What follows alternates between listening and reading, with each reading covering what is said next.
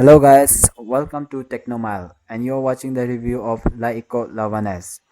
Laiko is another Chinese smartphone company which is new in India and it offers great value for money. It's not only the specification that it offers for the price but it also offers great build quality. Now the build quality is something that which we can compare with some high-end smartphone. The device is entirely built out of metal. On the front is covered by the glass which is running all the way to the side. That on the top we have 5 megapixel camera, the speaker and the sensor. Below the display we have the 3 capacitive navigation button which light up only when we touch any one of them. While moving to the left we have dual SIM cutout with both of the SIMs supporting 4G network. And the top of the device we have 3.5 mm headphone jack and IR blaster, and while moving to the right we have the volume rocker and the power button. There is a metal band running to the side which has the chamfered edges which makes the device look very premium.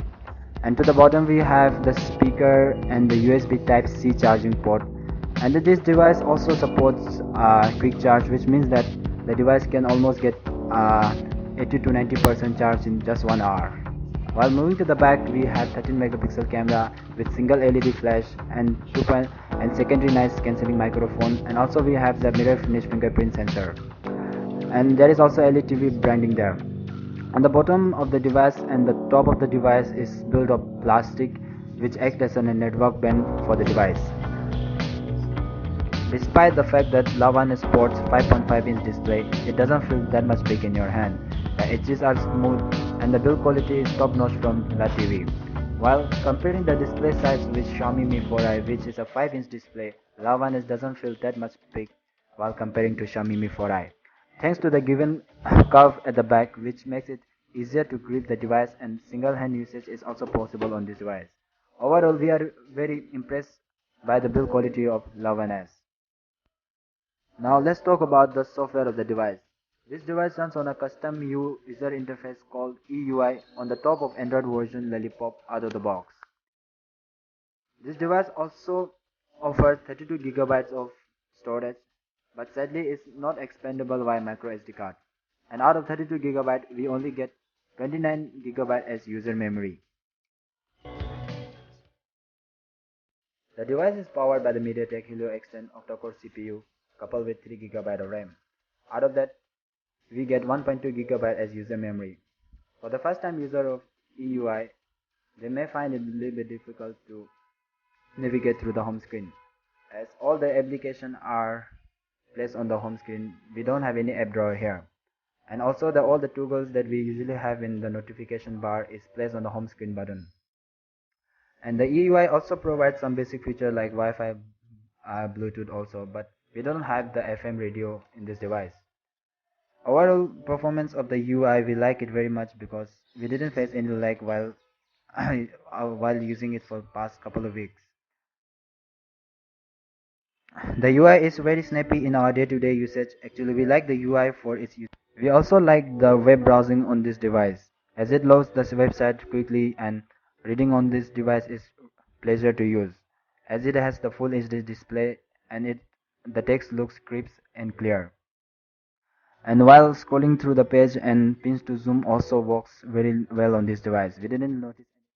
This device is also very good for the multimedia usage, as it comes up with the single speaker which fires very good audio output too. Even though it looks like a dual speaker, it actually is not. One of them is the microphone. Only one of them is a speaker, and it does fire a loud, clear and crisp audio. And we really like the speaker on this device a lot. Now let's talk about the display on the device. The display is a full HD display with the protection of Gorilla Glass 3 on it. The display is quite sharp, the colors are accurate and blacks are deep, and also the viewing angles are very good. The watching movies on this display is pleasurable to watch, as it is equally complemented by the speaker also.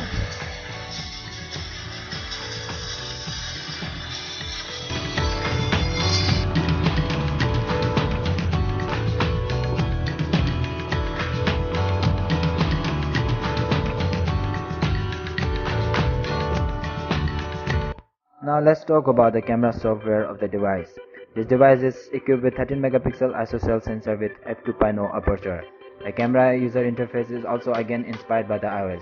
Moving to the left, we have video option, and the good thing about the camera is that we can also record 4K resolution videos, and the resultant video came out really good.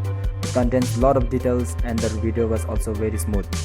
While moving to more left, we have slow motion video option also.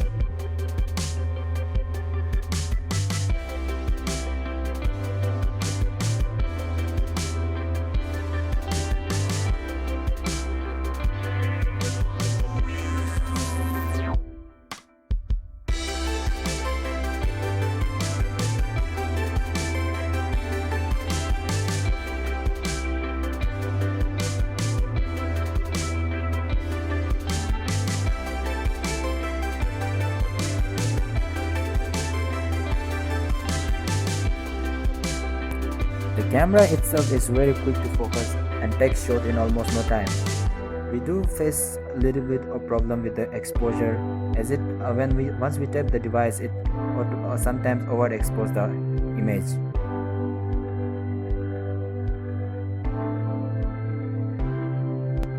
The images that were taken in the daylight is very sharp and the colors are accurate, details are well maintained. But the low light performance of this camera is just average.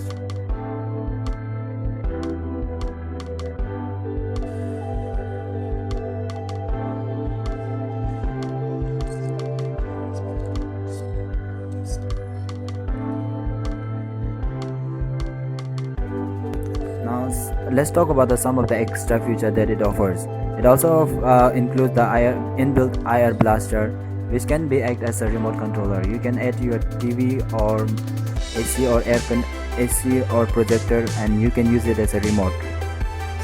And it also includes the fingerprint scanner. For that, you have to register your finger while placing it on the back side of the device. Once you get registered, you can use it as your security pass out, and it works really fine, and it did work for me almost 99% accurately. I didn't face any issue with the fingerprint. It works really well. The battery life on this device is also quite impressive, as it comes with 3000 mAh battery. It almost lasted for 1.5 working days. Now that's been all said, let's get the final word on this device. On the right hand side, we have the things which we like on this device.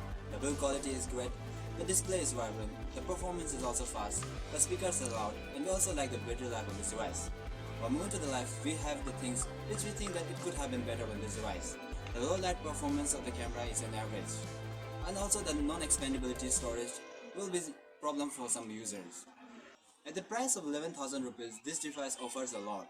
If you are looking for the smartphone under the rupees 11,000, then it's better to consider this device. This is all I have in this video. Hope you guys like this video. If you like this video, please give a thumbs up button down below. Or if you have any questions or queries, please mention it in the comment section below. And if you want more videos like this, please share and subscribe my YouTube channel.